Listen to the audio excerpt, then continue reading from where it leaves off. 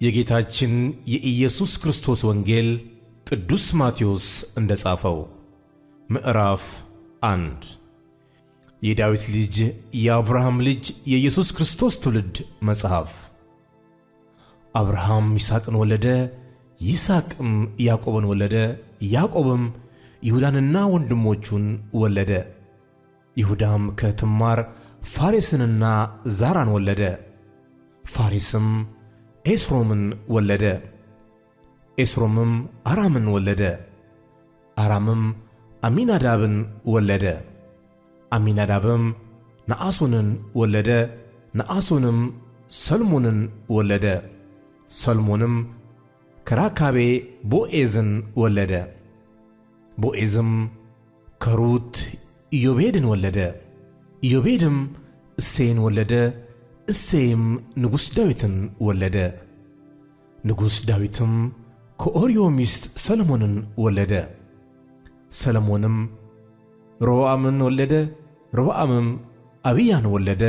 አብያም አሳፍን ወለደ። አሳፍም ኢዮሳፍጥን ወለደ። ኢዮሳፍጥም ኢዮራምን ወለደ። ኢዮራምም ዑዝያንን ወለደ። ዑዝያንም ኢዮአታምን ወለደ። ኢዮአታምም አካዝን ወለደ። አካዝም ሕዝቅያስን ወለደ። ሕዝቅያስም ምናሴን ወለደ። ምናሴም አሞጽን ወለደ። አሞጽም ኢዮስያስን ወለደ።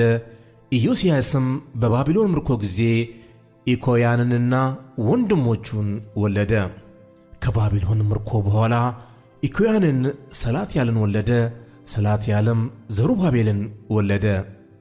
ዘሩባቤልም አብዩድን ወለደ። አብዩድም ኤልያቄምን ወለደ። ኤልያቄምም አዛርን ወለደ። አዛርም ሳዶቅን ወለደ። ሳዶቅም አኪምን ወለደ። አኪምም ኤልዩድን ወለደ። ኤልዩድም አልዓዛርን ወለደ። አልዓዛርም ማታንን ወለደ። ማታንም ያዕቆብን ወለደ። ያዕቆብም ክርስቶስ የተባለውን ኢየሱስን የወለደች የማርያም እጮኛ ዮሴፍን ወለደ። እንግዲህ ትውልድ ሁሉ ከአብርሃም እስከ ዳዊት 14 ትውልድ፣ ከዳዊት እስከ ባቢሎን ምርኮ 14 ትውልድ፣ ከባቢሎንም ምርኮ እስከ ክርስቶስ 14 ትውልድ ነው። የኢየሱስ ክርስቶስም ልደት እንዲህ ነበረ። እናቱ ማርያም ለዮሴፍ በታጨች ጊዜ ሳይገናኙ ከመንፈስ ቅዱስ ጸንሳ ተገኘች። እጮኛዋ ዮሴፍም ጻድቅ ሆኖ ሊገልጣት ስላልወደደ በስውር ሊተዋት አሰበ።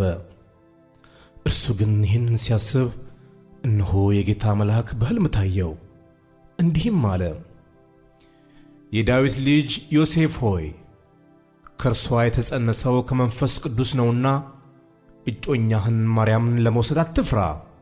ልጅም ትወልዳለች፣ እርሱ ሕዝቡን ከኃጢአታቸው ያድናቸዋልና ስሙም ኢየሱስ ትለዋለህ። በነቢይ ከጌታ ዘንድ እነሆ ድንግል ትጸንሳለች፣ ልጅም ትወልዳለች፣ ስሙንም አማኑኤል ይሉታል የተባለው ይፈጸም ዘንድ ይህ ሁሉ ሆኗል። ትርጓሜውም እግዚአብሔር ከእኛ ጋር የሚል ነው። ዮሴፍም ከእንቅልፉ ነቅቶ የጌታ መልአክ እንዳዘዘው አደረገ።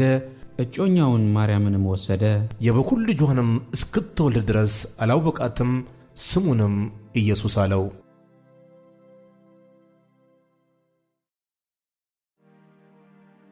ምዕራፍ 2 ኢየሱስም በይሁዳ ቤተልሔም በንጉሥ በሄሮድስ ዘመን በተወለደ ጊዜ እነሆ ሰብአ ሰገል የተወለደው የአይሁድ ንጉሥ ወዴት ነው?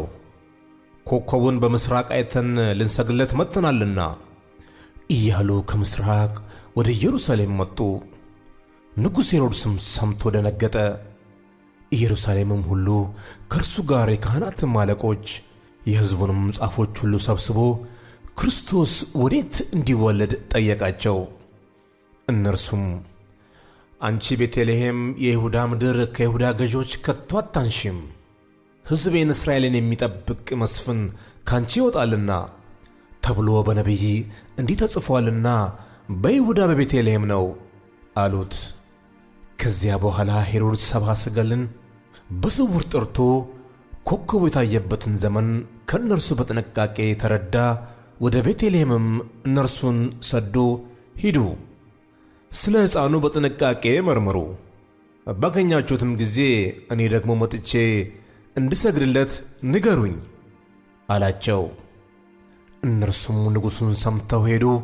እነሆም በምሥራቅ ያዩት ኮከብ ሕፃኑ ባለበት ላይ መጥቶ እስኪቆም ድረስ ይመራቸው ነበር። ኮከቡንም ባዩ ጊዜ በታላቅ ደስታ እጅግ ደስ አላቸው። ወደ ቤትም ገብተው ሕፃኑን ከእናቱ ከማርያም ጋር አዩት። ወድቀውም ሰገዱለት። ሳጥኖቻቸውንም ከፍተው እጅ መንሻ ወርቅና ዕጣን ከርቤም አቀረቡለት። ወደ ሄሮድስም እንዳይመለሱ በሕልም ተረድተው በሌላ መንገድ ወደ አገራቸው ሄዱ።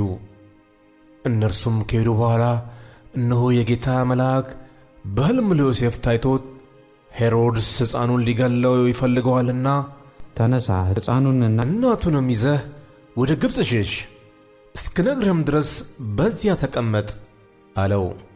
እርሱም ተነስቶ ሕፃኑንና እናቱን በሌሊት ያዘና ከጌታ ዘንድ በነቢይ ልጄን ከግብፅ ጠራሁት የተባለው እንዲፈጸም ወደ ግብፅ ሄደ። ሄሮድስም እስኪሞት ድረስ በዚያ ኖረ። ከዚህ በኋላ ሄሮድስ ሰብአ ሰገል እንደተሳለቁበት ባየ ጊዜ እጅግ ተቆጣና ልኮ ከሰብአ ሰገል እንደተረዳው ዘመን በቤተልሔምና በአውራጃዋ የነበሩትን 2 ዓመት የሆናቸውን ከዚያም የሚያንሱትን ሕፃናትን ሁሉ አስገደለ። ያን ጊዜ በነቢዩ በኤርምያስ ድምፅ በራማ ተሰማ፣ ልቅሶና ብዙ ዋይታ። ራሔል ስለ ልጆቿ አለቀሰች፣ መጽናናትም አልወደደችም የሉምና የተባለው ተፈጸመ። ሄሮድስም ከሞተ በኋላ እነሆ የጌታ መልአክ በግብፅ ለዮሴፍ በሕልም ታይቶ የሕፃኑን ነፍስ የፈለጉት ሞተዋልና ተነሣ፣ ሕፃኑን እናቱንም ይዘህ ወደ እስራኤል አገር ሂድ አለ። እርሱም ተነስቶ ሕፃኑንና እናቱን ያዘና ወደ እስራኤል አገር ገባ። በአባቱም በሄሮድስ ፈንታ አርኬላዎስ በይሁዳ እንደነገሠ በሰማ ጊዜ ወደዚያ መሄድን ፈራ። በሕልምም ተረድቶ ወደ ገሊላ አገር ሄደ። በነቢያት ናዝራዊ ይባላል የተባለው ይፈጸም ዘንድ ናዝሬት ወደምትባል ከተማ መጥቶ ኖረ።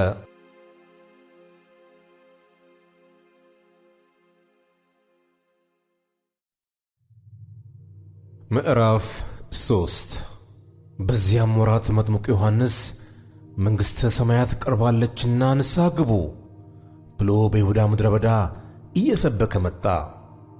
በነቢዩ በኢሳይያስ የጌታን መንገድ አዘጋጁ፣ ጥርጊያውንም አቅኑ እያለ በምድረ በዳ የሚጮህ ሰው ድምፅ የተባለለት ይህ ነውና። ራሱም ዮሐንስ የግመል ጠጉር ልብስ ነበረው፣ በወገቡም ጠፈር ይታጠቅ ነበር። ምግቡም አንበጣና የበረሃ ማር ነበረ። ያን ጊዜ ኢየሩሳሌም፣ ይሁዳም ሁሉ በዮርዳኖስም ዙሪያ ያለ አገር ሁሉ ወደ እርሱ ይወጡ ነበር። ኃጢአታቸውንም እየተናዘዙ በዮርዳኖስ ወንዝ ከእርሱ ይጠመቁ ነበር። ዳሩ ግን ከፈሪሳውያንና ከሰዱቃውያን ብዙዎች ወደ ጥምቀቱ ሲመጡ ባየ ጊዜ እንዲህ አላቸው፣ እናንተ የእፉኝት ልጆች ከሚመጣው ቁጣ እንድትሸሹ ማን አመለከታችሁ? እንግዲህ ለንስሐ የሚገባ ፍሬ አድርጉ። በልባችሁም አብርሃም አባት አለን እንደምትሉት አይምሰላችሁ። እላችኋለሁና ከእነዚህ ድንጋዮች ለአብርሃም ልጆች ሊያስነሳለት እግዚአብሔር ይችላል። አሁንስ ምሳር በዛፎች ስር ተቀምጧል። እንግዲህ መልካም ፍሬ የማያደርግ ዛፍ ሁሉ ይቆረጣል፣ ወደ እሳትም ይጣላል። እኔስ ለንስሐ በውሃ አጠምቃችኋለሁ። ጫማውን እሸከም ዘንድ የማይገባኝ ከኔ በኋላ የሚመጣው ግን ከኔ ይልቅ ይበረታል። እርሱ በመንፈስ ቅዱስ በእሳትም ያጠምቃችኋል። መንሹም በእጁ ነው፣ አውድማውንም ፈጽሞ ያጠራል፣ ስንዴውንም በጎተራው ይከታል፣ ገለባውን ግን በማይጠፋ እሳት ያቃጥለዋል። ያን ጊዜ ኢየሱስ በዮሐንስ ሊጠመቅ ከገሊላ ወደ ዮርዳኖስ መጣ። ዮሐንስ ግን እኔ በአንተ ልጠመቅ ያስፈልገኛል፣ አንተም ወደ እኔ ትመጣለህን ብሎ ይከለክለው ነበር። ኢየሱስም መልሶ አሁንስ ፍቀድልኝ፣ እንግዲህ ጽድቅን ሁሉ መፈጸም ይገባናልና አለው። ያን ጊዜ ፈቀደለት። ኢየሱስም ከተጠመቀ በኋላ ወዲያው ከውሃ ወጣ። እነሆ ሰማያት ተከፈቱ፣ የእግዚአብሔርም መንፈስ እንደ ርግብ ሲወርድ በእርሱ ላይም ሲመጣ አየ። እነሆም ድምፅ ከሰማይ መጥቶ በእርሱ ደስ የሚለኝ የምወደው ልጄ ይህ ነው አለ።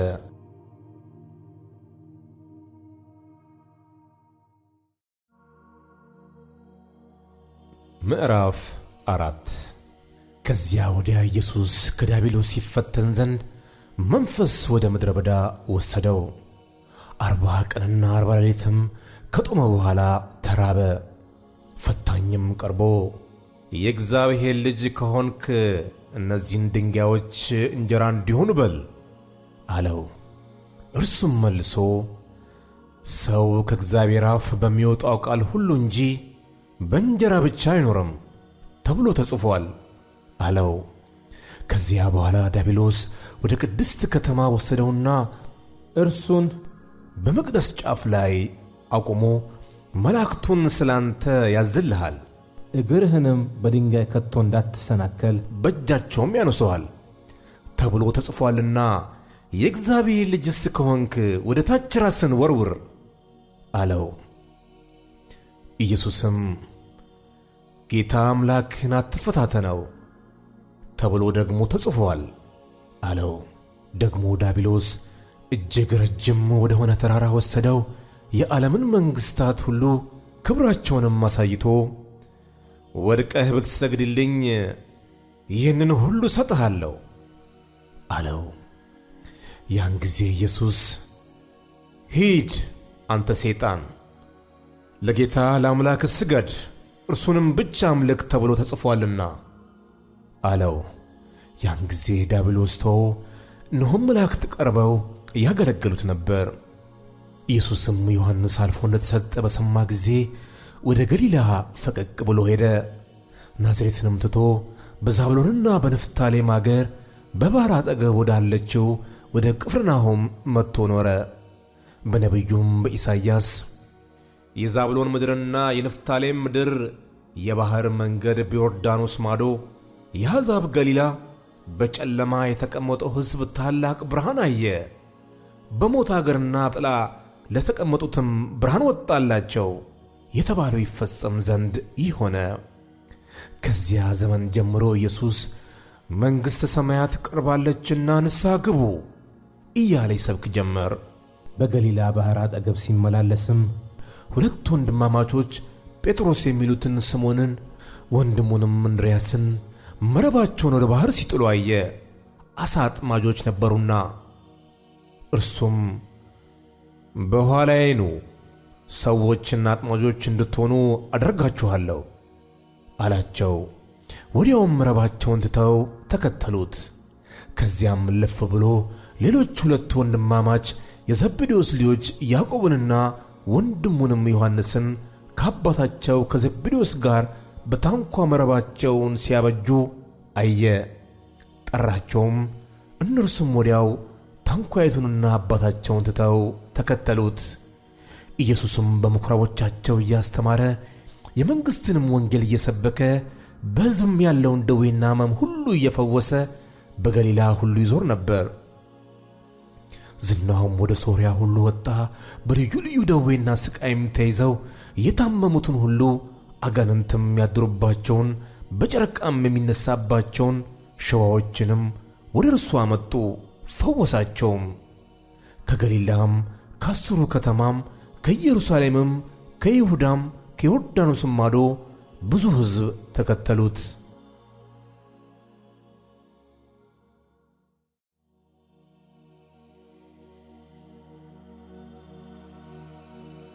ምዕራፍ 5 ሕዝቡንም አይቶ ወደ ተራራ ወጣ። በተቀመጠም ጊዜ ደቀ መዛሙርቱ ወደ እርሱ ቀረቡ። አፉንም ከፍቶ አስተማራቸው፣ እንዲህም አለ። በመንፈስ ድሆች የሆኑ ብፁዓን ናቸው፣ መንግሥተ ሰማያት የእነርሱ ናትና። የሚያዝኑ ብፁዓን ናቸው፣ መጽናናትን ያገኛሉና። የዋሆች ብፁዓን ናቸው፣ ምድርን ይወርሳሉና። ጽድቅን የሚራቡና የሚጠሙ ብፁዓን ናቸው፣ ይጠግባሉና። የሚምሩ ብፁዓን ናቸው፣ ይማራሉና። ልበ ንጹሖች ብፁዓን ናቸው፣ እግዚአብሔርን ያዩታልና። የሚያስተራርቁ ብፁዓን ናቸው፣ የእግዚአብሔር ልጆች ይባላሉና። ስለ ጽድቅ የሚሰደዱ ብፁዓን ናቸው፣ መንግሥተ ሰማያት የእነርሱ ናትና። ሲነቅፏችሁና ሲያሳድዷችሁ በእኔም ምክንያት ክፉውን ሁሉ በውሸት ሲናገሩባችሁ ብፁዓን ናችሁ። ዋጋችሁ በሰማያት ታላቅ ነውና ደስ ይበላችሁ፣ ሐሴትም አድርጉ። ከእናንተ በፊት የነበሩትን ነቢያትን እንዲሁ አሳደዋቸዋልና። እናንተ የምድር ጨው ናችሁ። ጨው አልጫ ቢሆን ግን በምን ይጣፍጣል?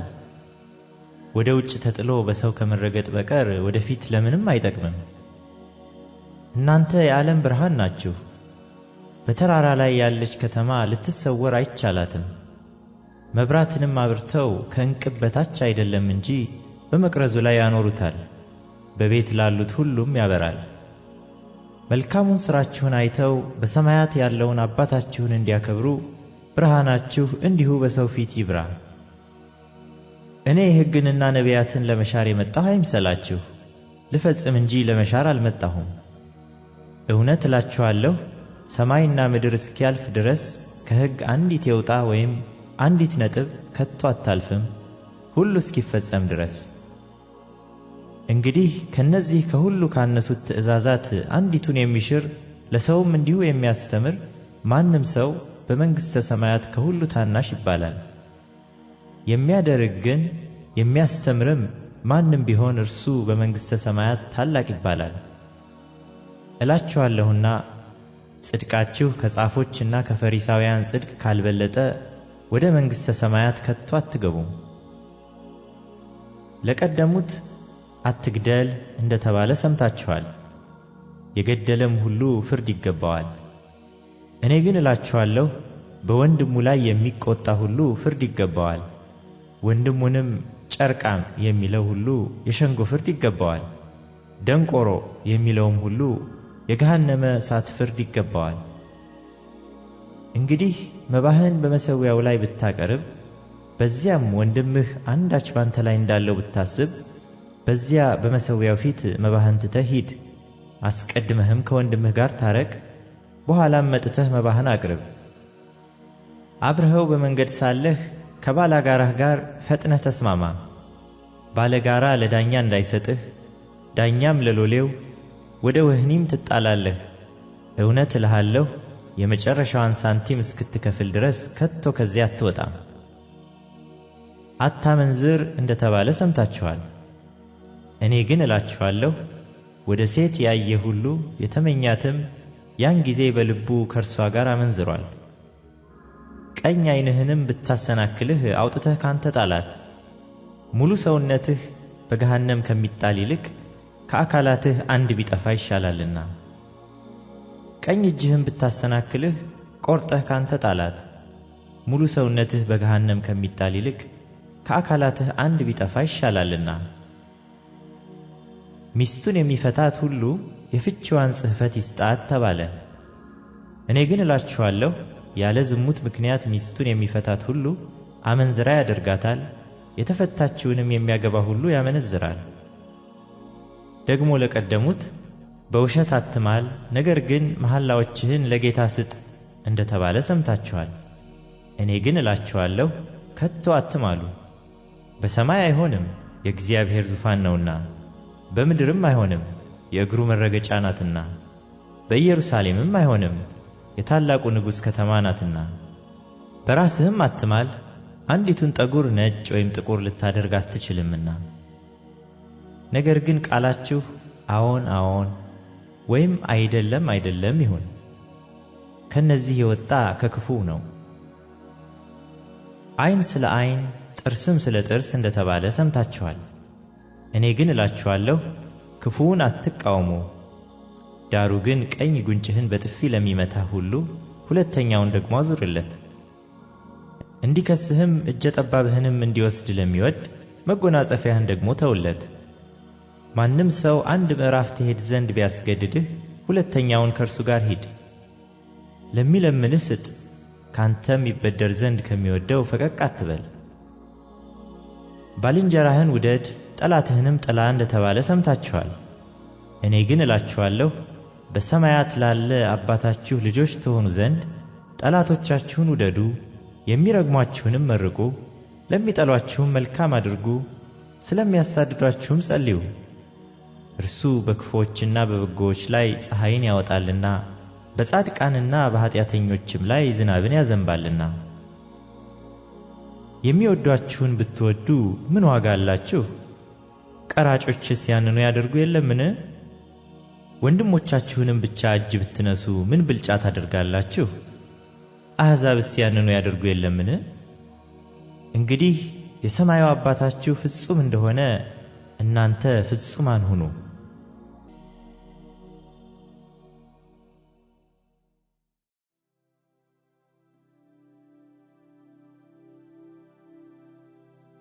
ምዕራፍ 6 ለሰዎች ትታዩ ዘንድ ምጽዋታችሁን በፊታቸው እንዳታደርጉ ተጠንቀቁ። ያለዚያ በሰማያት ባለው አባታችሁ ዘንድ ዋጋ የላችሁም። እንግዲህ ምጽዋት ስታደርግ ግብዞች በሰው ዘንድ ሊከበሩ በምኵራብ በመንገድም እንደሚያደርጉ በፊትህ መለከት አታስነፋ። እውነት እላችኋለሁ ዋጋቸውን ተቀብለዋል። አንተ ግን ምጽዋት ስታደርግ ምጽዋትህ በስውር እንዲሆን ቀኝህ የምትሠራውን ግራህ አትወቅ። በስውር የሚያይ አባትህም በግልጥ ይከፍልሃል። ስትጸልዩ እንደ ግብዞች አትሁኑ፣ ለሰው ይታዩ ዘንድ በምኵራብና በመንገድ ማዕዘን ቆመው መጸለይን ይወዳሉና። እውነት እላችኋለሁ ዋጋቸውን ተቀብለዋል። አንተ ግን ስትጸልይ ወደ እልፍኝህ ግባ፣ መዝጊያህንም ዘግተህ በስውር ላለው አባትህ ጸልይ። በስውር የሚያይ አባትህም በግልጥ ይከፍልሃል። አሕዛብም በመናገራቸው ብዛት እንዲሰሙ ይመስላቸዋልና ስትጸልዩ እንደነርሱ በከንቱ አትድገሙ። ስለዚህ አትምሰሏቸው፣ ሳትለምኑት አባታችሁ የሚያስፈልጋችሁን ያውቃልና። እንግዲህ እናንተስ እንዲህ ጸልዩ። በሰማያት የምትኖር አባታችን ሆይ፣ ስምህ ይቀደስ፣ መንግሥትህ ትምጣ፣ ፈቃድህ በሰማይ እንደሆነች እንዲሁ በምድር ትሁን። የዕለት እንጀራችንን ዛሬ ስጠን፣ እኛም ደግሞ የበደሉንን ይቅር እንደምንል በደላችንን ይቅር በለን። ከክፉም አድነን እንጂ ወደ ፈተና አታግባን። መንግሥት ያንተ ናትና ኃይልም ክብርም ለዘላለሙ አሜን። ለሰዎች ኃጢአታቸውን ይቅር ብትሉ የሰማዩ አባታችሁ እናንተን ደግሞ ይቅር ይላችኋልና። ለሰዎች ግን ኃጢአታቸውን ይቅር ባትሉ አባታችሁም ኃጢአታችሁን ይቅር አይላችሁም። ስትጦሙም እንደ ግብዞች አትጠውልጉ፣ ለሰዎች እንደ ጦመኛ ሊታዩ ፊታቸውን ያጠፋሉና። እውነት እላችኋለሁ ዋጋቸውን ተቀብለዋል። አንተ ግን ስትጦም በስውር ላለው አባትህ እንጂ እንደ ጦመኛ ለሰዎች እንዳትታይ ራስህን ተቀባ፣ ፊትህንም ታጠብ። በስውር የሚያይ አባትህም በግልጥ ይከፍልሃል። ብልና ዝገት በሚያጠፉት ሌቦችም ቆፍረው በሚሰርቁት ዘንድ ለእናንተ በምድር ላይ መዝገብ አትሰብስቡ። ነገር ግን ብልም ዝገትም በማያጠፉት ሌቦችም ቆፍረው በማይሰርቁት ዘንድ ለእናንተ በሰማይ መዝገብ ሰብስቡ። መዝገብህ ባለበት ልብህ ደግሞ በዚያ ይሆናልና። የሰውነት መብራት ዓይን ናት። ዓይንህ እንግዲህ ጤናማ ብትሆን ሰውነትህ ሁሉ ብሩህ ይሆናል። ዓይንህ ግን ታማሚ ብትሆን ሰውነትህ ሁሉ የጨለመ ይሆናል። እንግዲህ ባንተ ያለው ብርሃን ጨለማ ከሆነ ጨለማውስ እንዴት ይበረታ? ለሁለት ጌቶች መገዛት የሚቻለው ማንም የለም።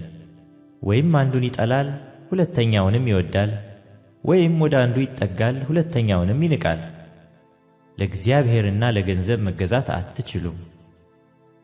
ስለዚህ እላችኋለሁ ስለ ነፍሳችሁ በምትበሉትና በምትጠጡት ወይም ስለ ሰውነታችሁ በምትለብሱት አትጨነቁ። ነፍስ ከመብል ሰውነትም ከልብስ አይበልጥምን? ወደ ሰማይ ወፎች ተመልከቱ። አይዘሩም፣ አያጭዱምም፣ በጎተራም አይከቱም፣ የሰማዩ አባታችሁም ይመግባቸዋል። እናንተ ከእነርሱ እጅግ አትበልጡምን? ከእናንተ ተጨንቆ በቁመቱ ላይ አንድ ክንድ መጨመር የሚችል ማን ነው? ስለ ልብስስ ስለምን ትጨነቃላችሁ? የሜዳ አበቦች እንዴት እንዲያድጉ ልብ አድርጋችሁ ተመልከቱ።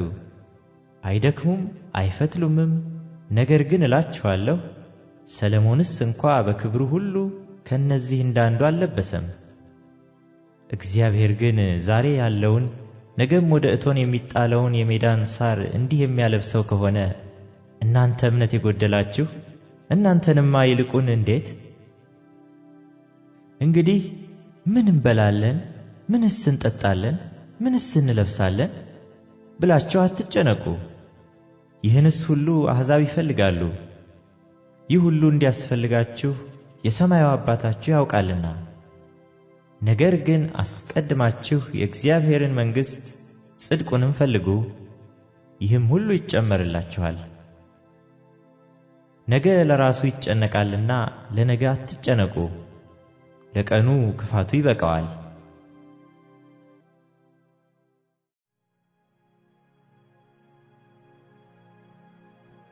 ምዕራፍ 7 እንዳይፈረድባችሁ አትፍረዱ፣ በምትፈርዱበት ፍርድ ይፈረድባችኋልና በምትሰፍሩበት መስፈሪያ ይሰፈርባችኋል።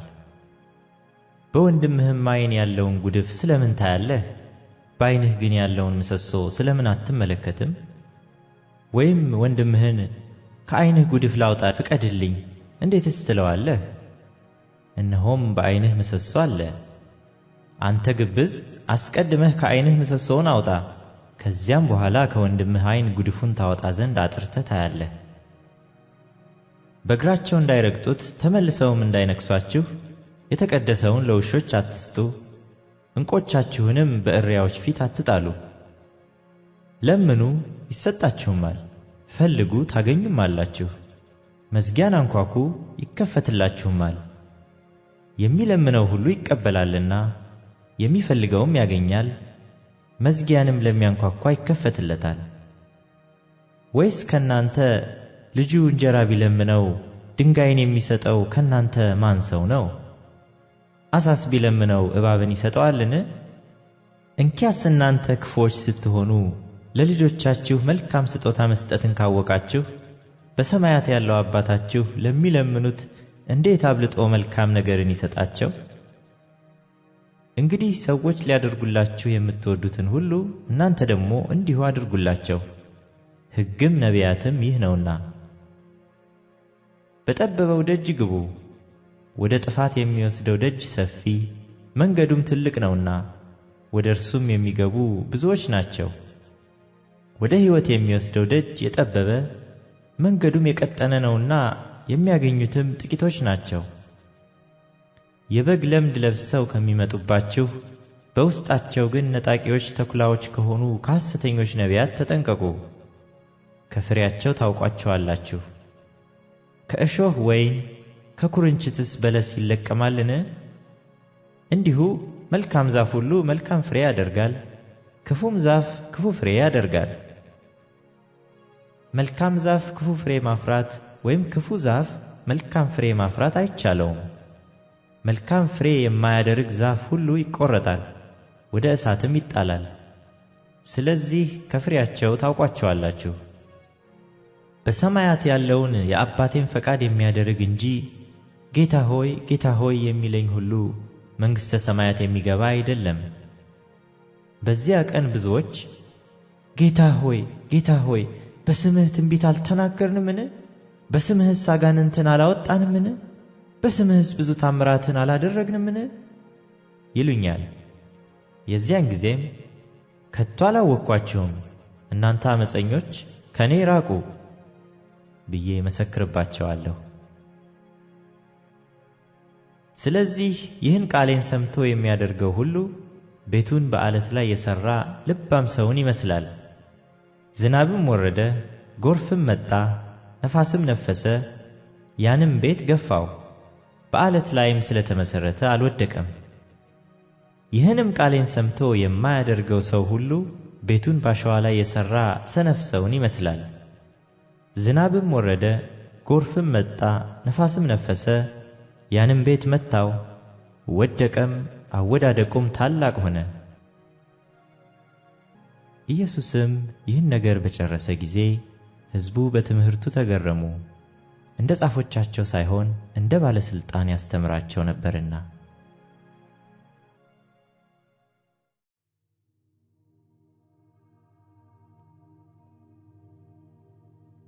ምዕራፍ 8 ከተራራም በወረደ ጊዜ ብዙ ሕዝብ ተከተሉት። እነሆም ለምጻም ቀርቦ ጌታ ሆይ ብትወድስ ልታነጻኝ ትችላለህ እያለ ሰገደለት። እጁንም ዘርግቶ ዳሰሰውና እወዳለሁ ንጻ አለው። ወዲያውም ለምጹ ነጻ። ኢየሱስም ለማንም እንዳትናገር ተጠንቀቅ፣ ነገር ግን ሄደህ ራስህን ለካህን አሳይ፣ ለእነርሱም ምስክር እንዲሆን ሙሴ ያዘዘውን መባ አቅርብ አለው። ወደ ቅፍርናሆምም በገባ ጊዜ የመቶ አለቃ ወደ እርሱ ቀርቦ ጌታ ሆይ ብላቴናዬ ሽባ ሆኖ እጅግ እየተሳቀየ በቤት ተኝቷል ብሎ ለመነው። ኢየሱስም እኔ መጥቼ እፈውሰዋለሁ አለው። የመቶ አለቃውም መልሶ ጌታ ሆይ በቤቴ ጣሪያ በታች ልትገባ አይገባኝም፣ ነገር ግን ቃል ብቻ ተናገር፣ ብላቴናዬም ይፈወሳል። እኔ ደግሞ ለሌሎች ተገዥ ነኝና ከኔም በታች ጭፍራ አለኝ። አንዱንም ሂድ ብለው ይሄዳል፣ ሌላውንም ና ብለው ይመጣል፣ ባሪያዬንም ይህን አድርግ ብለው ያደርጋል አለው። ኢየሱስም ሰምቶ ተደነቀና ለተከተሉት እንዲህ አለ፣ እውነት እላችኋለሁ በእስራኤል እንኳ እንዲህ ያለ ትልቅ እምነት አላገኘሁም። እላችኋለሁም ብዙዎች ከምሥራቅና ከምዕራብ ይመጣሉ፣ ከአብርሃምና ከይስሐቅ ከያዕቆብም ጋር በመንግሥተ ሰማያት ይቀመጣሉ። የመንግሥት ልጆች ግን በውጭ ወዳለው ጨለማ ይጣላሉ። በዚያ ልቅሶና ጥርስ ማፋጨት ይሆናል። ኢየሱስም ለመቶ አለቃ ሂድና እንዳመንህ ይሁንልህ አለው። ብላቴናውም በዚያች ሰዓት ተፈወሰ። ኢየሱስም ወደ ጴጥሮስ ቤት ገብቶ አማቱን በንዳድ ታማ ተኝታ አያት። እጇንም ዳሰሰ፣ ንዳዱም ለቀቃት። ተነስታም አገለገለቻቸው። በመሸም ጊዜ አጋንንት ያደረባቸውን ብዙዎችን ወደ እርሱ አመጡ። በነቢዩ በኢሳይያስ እርሱ ድካማችንን ተቀበለ ደዌያችንንም ተሸከመ የተባለው ይፈጸም ዘንድ መናፍስትን በቃሉ አወጣ፣ የታመሙትንም ሁሉ ፈወሰ። ኢየሱስም ብዙ ሰዎች ሲከቡት አይቶ ወደ ማዶ እንዲሻገሩ አዘዘ። አንድ ጻፊም ቀርቦ መምህር ሆይ ወደምትሄድበት ሁሉ እከተልሃለሁ አለው። ኢየሱስም ለቀበሮዎች ጉድጓድ ለሰማይም ወፎች መሳፈሪያ አላቸው፣ ለሰው ልጅ ግን ራሱን የሚያስጠጋበት የለውም አለው። ከደቀ መዛሙርቱም ሌላው ጌታ ሆይ አስቀድሜ እንድሄድ አባቴን እንድቀብር ፍቀድልኝ አለው። ኢየሱስም ተከተለኝ፣ ሙታናቸውንም እንዲቀብሩ ሙታንን ተዋቸው አለው። ወደ ታንኳም ሲገባ ደቀ መዛሙርቱ ተከተሉት። እነሆም ማዕበሉ ታንኳይቱን እስኪደፍናት ድረስ በባሕር ታላቅ መናወጥ ሆነ። እርሱ ግን ተኝቶ ነበር። ደቀ መዛሙርቱም ቀርበው ጌታ ሆይ አድነን፣ ጠፋን እያሉ አስነሱት። እርሱም እናንተ እምነት የጎደላችሁ ስለምን ትፈራላችሁ አላቸው። ከዚያ በኋላ ተነስቶ ነፋሱንና ባሕሩን ገሠጸ፣ ታላቅ ጸጥታም ሆነ። ሰዎቹም ነፋሳትና ባሕርስ እንኳ የሚታዘዙለት ይህ እንዴት ያለ ሰው ነው እያሉ ተደነቁ። ወደ ማዶም ወደ ጌርጌሴኖን አገር በመጣ ጊዜ አጋንንት ያደሩባቸው 2 ሰዎች ከመቃብር ወጥተው ተገናኙት። እነርሱም ሰው በዚያ መንገድ ማለፍ እስኪሳነው ድረስ እጅግ ክፉዎች ነበሩ። እነሆም ኢየሱስ ሆይ የእግዚአብሔር ልጅ ካንተ ጋር ምን አለን? ጊዜው ሳይደርስ ልትሳቀየን ወደዚህ መጣህን? እያሉ ጮኹ። ከእነርሱም ርቆ የብዙ እሪያ መንጋ ይሰማራ ነበር። አጋንንቱም ታወጣንስ እንደሆንህ ወደ እሪያው መንጋ ስደደን ብለው ለመኑት። ሂዱ አላቸው። እነርሱም ወጥተው ወደ እሪያዎቹ ሄዱና ገቡ። እነሆም የእሪያዎቹ መንጋ ሁሉ ከአፋፉ ወደ ባሕር እየተጣደፉ ሮጡ፣ በውሃም ውስጥ ሞቱ። እረኞችም ሸሹ፣ ወደ ከተማይቱም ሄደው ነገሩን ሁሉ አጋንንትም ባደሩባቸው የሆነውን አወሩ። እነሆም ከተማው ሁሉ ኢየሱስን ሊገናኝ ወጣ። ባዩትም ጊዜ ከአገራቸው እንዲሄድላቸው ለመኑት።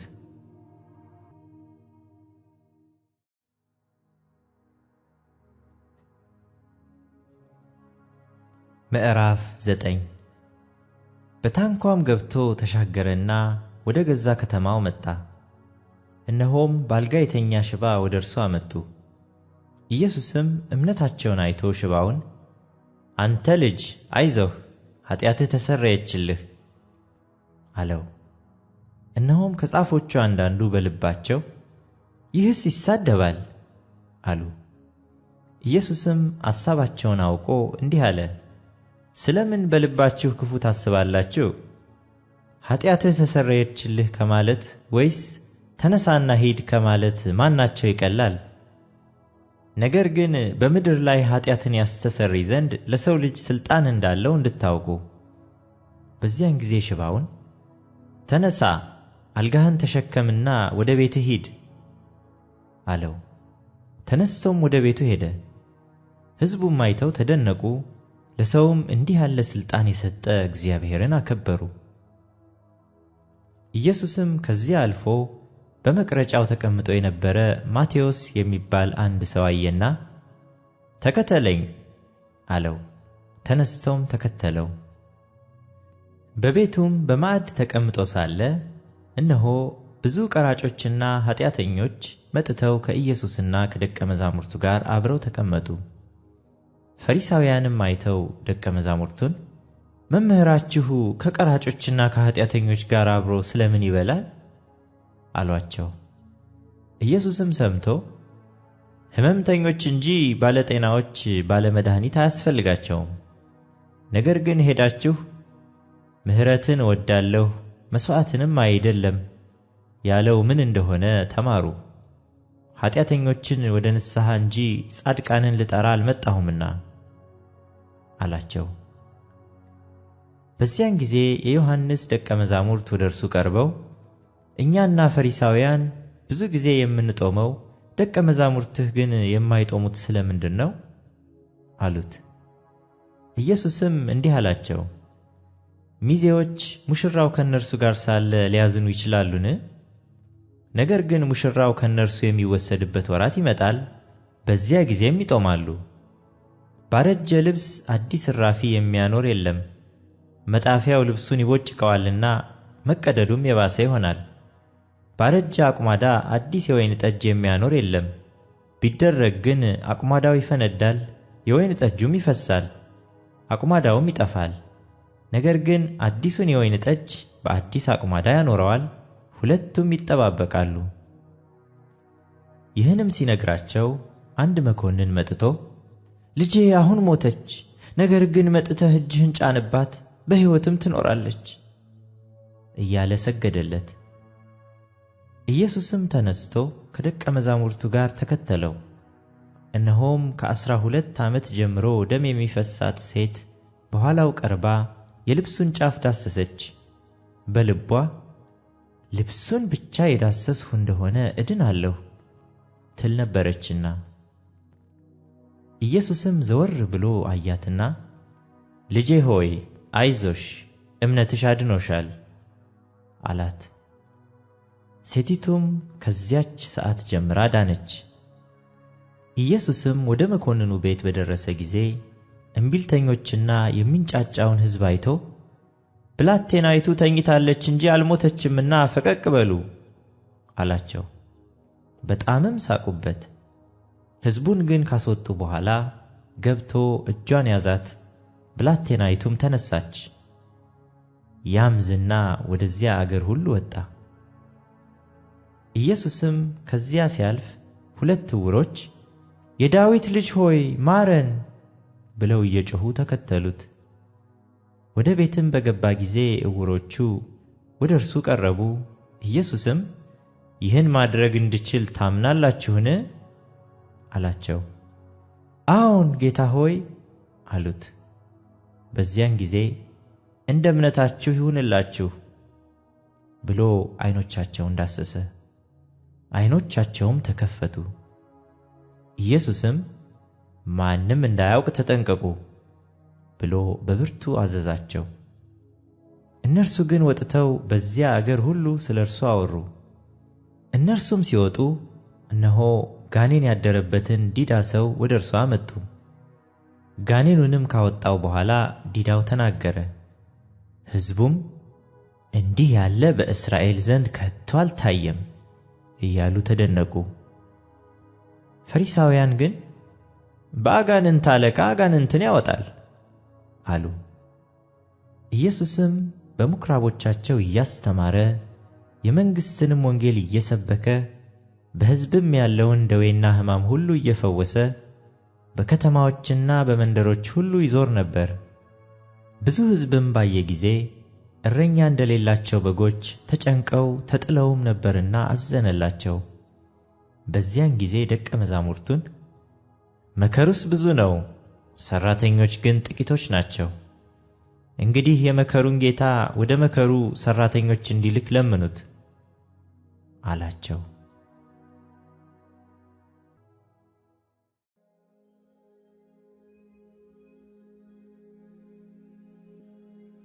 ምዕራፍ 10 12ቱን ደቀ መዛሙርቱን ወደ እርሱ ጠርቶ እንዲያወጧቸው በርኩሳን መናፍስት ላይ ደዌንና ሕማምንም ሁሉ እንዲፈውሱ ሥልጣን ሰጣቸው።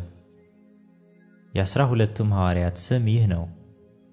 መጀመሪያው ጴጥሮስ የተባለው ስምዖን፣ ወንድሙ እንድርያስም፣ የዘብዴዎስ ልጅ ያዕቆብም፣ ወንድሙ ዮሐንስም፣ ፊልጶስም፣ በርተሎሜዎስም፣ ቶማስም፣ ቀራጩ ማቴዎስም፣ የእልፍዮስ ልጅ ያዕቆብም፣ ታዴዎስም የተባለው ልብድዮስ፣ ቀነናዊውም ስምዖን፣ ደግሞም አሳልፎ የሰጠው የአስቆሮቱ ይሁዳ።